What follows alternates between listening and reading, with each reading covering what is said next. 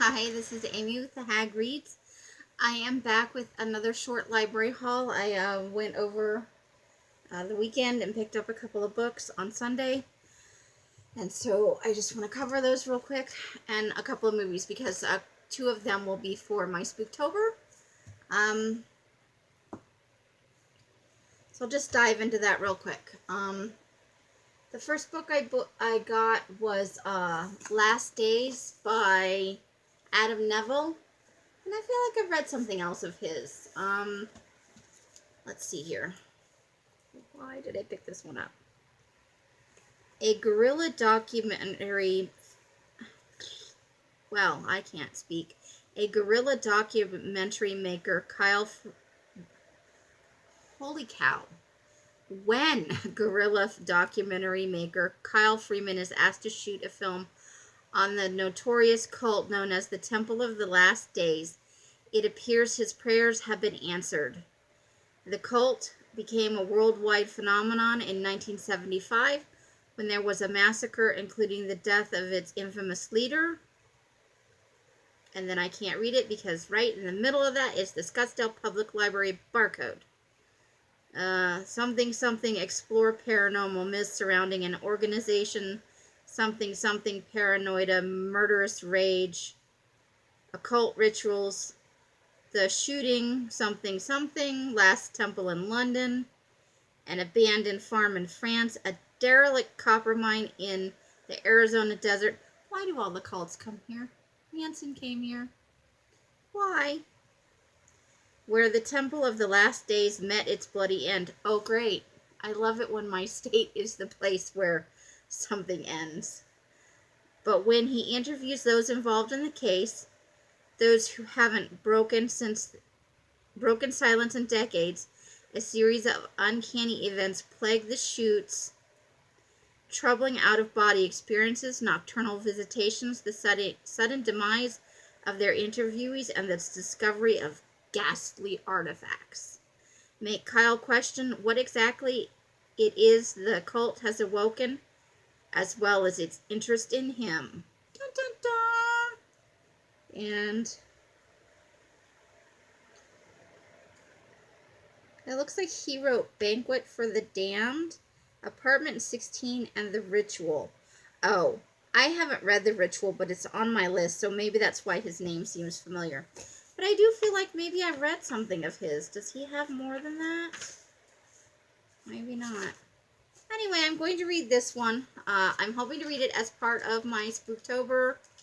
It is over 500 pages, but not tiny print. Margins are not huge, but they're not tiny either. I think I can manage it in a couple of days, and it does sound really interesting. I wish I could read the parts where the barcode. They always do that. Scottsdale Public Library, why? Why couldn't you put it like right here? I mean, I know why they do, because the scanner, when you place it on their thing, that's right where it falls. But it's very annoying because it's always, well, not always, because here, no. But on this size book with the description on the back, it is almost always smack in the middle of the book description. And I'm like, really? So this is the other book I got. So You've Been Publicly Shamed by John Ronson. And I read another book of his. What did I read? I'm sure it must be listed in here.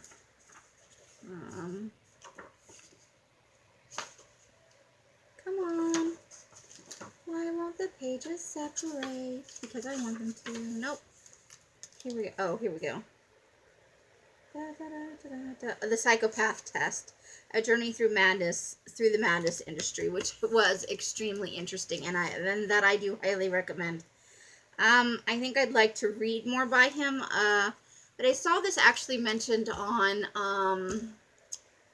Read, Repeat, Homeschool, something. I can never remember her name. Hold on.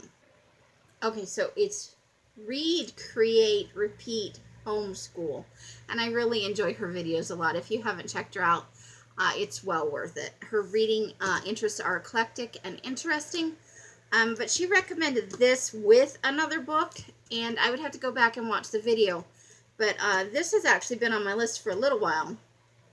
And it's timely. I read another book on public shaming that I didn't enjoy quite so much. But I did like his book about the madness industry. I found it kind of insightful, and it was just full of interesting tidbits that I've never really thought about. And being a psychology major, you know, extremely interesting. So I am looking forward to this. And it will be hopefully my second nonfiction book this month. Because I'm reading the Sociopath Next Door, I think is what it's called. I'm so bad at this. Confessions of a Sociopath. And I'm finding that interesting, but that's nonfiction, so this will hopefully be my second nonfiction book this month. And I'd like to work in 4, in addition to everything else I'm trying to accomplish this month. And now, this is not a particular Halloween movie, but I love this movie, and I was recently reminded of it because of the ending of a book I read. So I'm going to count it as part of my 31 days of Halloween or Spooktober, because it's supposed to be about a haunting. I love The Ghost in Mrs. Muir. I know that's stupid, but I love this movie, and so I'm going to watch it as part of my Spooktober, even though it's not particularly scary. To combat that, I got The House on Haunted Hill. This is the original, first time in color.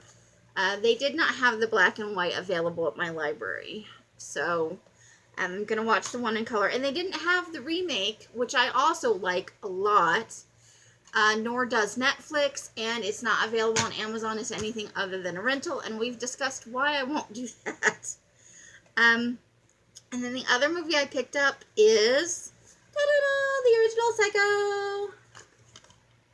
So I'm super excited about that. So those will be added to my 31 Days of Horror, along with The Great Pumpkin, Charlie Brown. And I have a couple of other movies requested. I don't know when they're going to come in. And then I have some on Netflix to choose from, some on Amazon Prime to choose from. And then, you know, I keep looking for things. I can add to the list of things that I can't have is The Believers, which is, I think it was 1979 or 1980, and it had Charlie Sheen in it.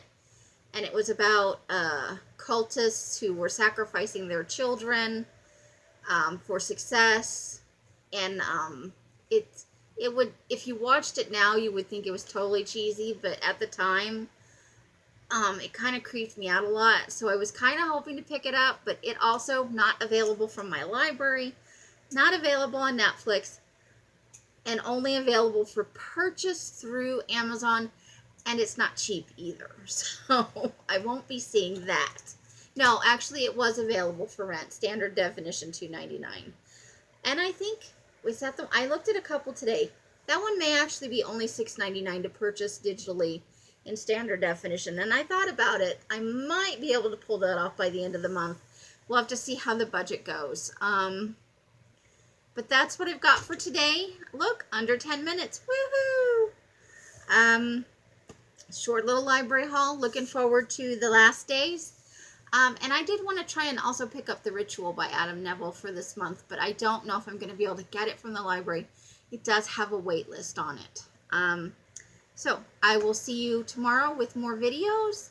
I hope that you are having a wonderful time of day, whatever time of day it is for you. And that's it. Bye. Oh, if you watched to the end, thank you very much. Bye-bye.